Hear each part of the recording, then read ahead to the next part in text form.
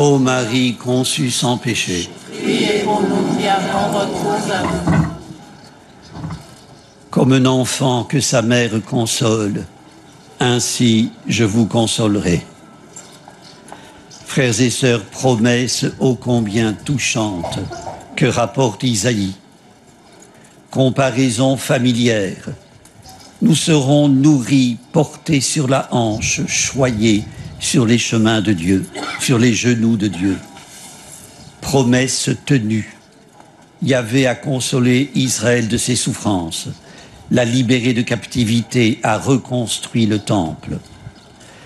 Frères et sœurs, la consolation de Dieu est d'une toute autre nature qu'un songe de l'âme ou une rêverie du repos. Elle n'incline pas à nous blottir contre lui, tout tremblant, en attendant que passe l'orage ou après qu'il est passé.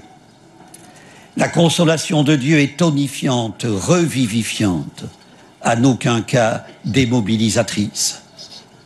Pour reprendre le langage imagé du pape François, une église accidentée, blessée, crasseuse pour s'être aventurée sur des chemins arides et pleins de poussière, vaut mieux qu'une église anémique, proprette, refermée sur elle-même, ignorant le grand air, nostalgique de ses privilèges. D'où la mise en garde du pape contre la tiédeur de ce qu'il appelle les chrétiens amidonnés, qui discourent de théologie en prenant benoîtement leur thé. Frères et sœurs, la priorité des priorités, c'est l'annonce de l'Évangile, mais sans tambour ni trompette, car le salut n'a rien à voir avec une économie axée sur la consommation. Par conséquent, pas de bourse, pas de bissac, pas de sandales. C'est la consigne que Jésus donne aux 72 et que rapporte Luc. Matthieu et Marc la faisaient adresser aux 12 seulement. Jésus les envoie sur les routes très peu sûres de l'époque, sans armes, pour se défendre, alors que les moines esséniens, des pacifistes avant l'heure, n'hésitaient pas à s'équiper de bâtons. En écoutant cet appel, François d'Assise, transporté de joie, prenait sa décision. Il serait un voyageur sans bagage. D'où sa détermination à refaire une église fidèle à une consigne oubliée. Vivre loin des préoccupations d'argent, de pouvoir, sans bien, sans dessein de dominer, animé du seul désir de porter partout la parole du salut. Un message que le pape François, dans le sillage du Poverello, ne cesse de marteler, appelant l'Église à se libérer de toute entrave, à se désencombrer du superflu, à voyager légère, pour éviter qu'elle se mue en ONG. Nous pourrions dire en ONE, organisation non évangélique. La démarche se défendra de tout prosélytisme. En conséquence, le missionnaire s'arrêtera quand il sera accueilli. Il reprendra la route quand il ne le sera pas. Frères et sœurs, l'annonce du royaume met en jeu une double liberté. Celle de qui porte la bonne nouvelle aux autres et celle de qui l'accueille ou la refuse. Notre temps ne va pas du côté de l'accueil de la parole de Dieu, soit. Doit-on pour autant s'y résigner, se demander à quoi bon continuer l'aventure des apôtres? Une seule réponse, ou plus exactement une priorité. Prier celui qui donne sens à notre vie.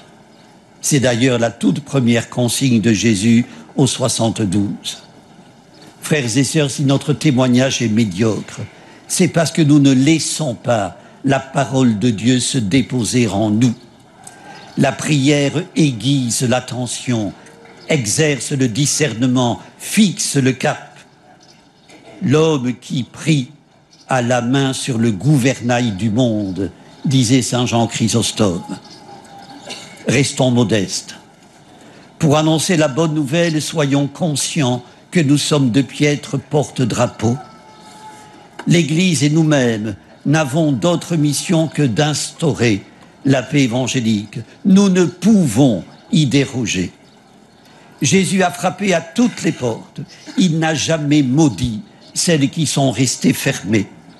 Rayonnons de cette source novatrice et créatrice qu'est l'Évangile. Partageons la paix de Dieu qui console et guérit.